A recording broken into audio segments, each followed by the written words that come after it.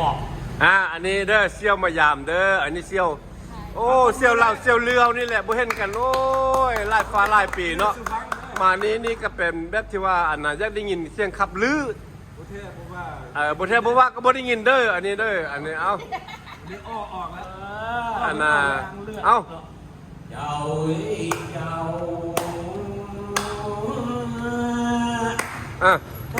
ดีนักเดียววันนี้จะติดอยู่สองการแทงเลยนี่แหละไปใจปันผู้คุยหน้าเตือนไปอยู่ปังมันก็ดีก็ฟังสักในเขาในสักไหลเลย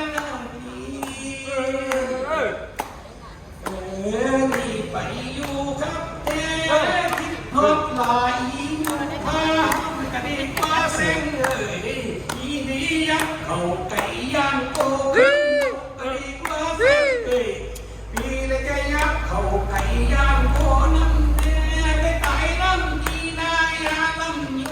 เสียงสดเด้อนี่เด้อเสียงขับลือแท้ๆแล้วนี่ลือเมืองงานี่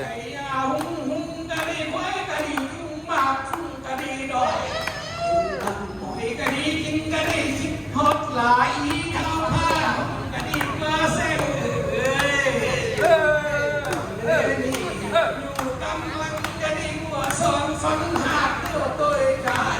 มีใจก็มีแนวไปอยู่เมืองจะได้สิ่งเขาในฝ่ายและดู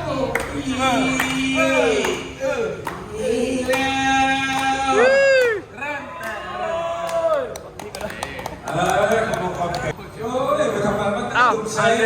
อันน่ะแบบที่ว่ามูมายามเนาะขับลือเนาะโอ้ยห้าฝั่งยาขับลือนี่แบบที่ว่าบ่มันง่ายเด้อนี่เด้อบ่แท้บ่ได้ยินเด้อเสียงขับลือนี่เสียงสด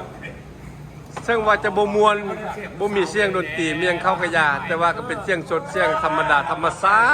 าติแท้ๆเด้ออันนี้แบบสุ่มแซวแบบครอบครัวแล้วก็หมู่เพลงฮักแพงเด้อนี่เด้ออันนี้ก็ถือว่าเป็นการสร้างสรรค์ระหว่างหมู่คู่เนาะบ่ว่าจะส่วนสัตว์ส่วนเผ่าได้ก็ตามที่ว่ามาเห็นกันก็ฮักแพงกันจังซี่แหละถ้ามีใครสนใจก็คอมเมนต์เข้ามาเด้ออยากได้ยินเสียงขับลือนี่นะจะได้ฟังยาวกว่านี้อีกอันนี้เอาเป็น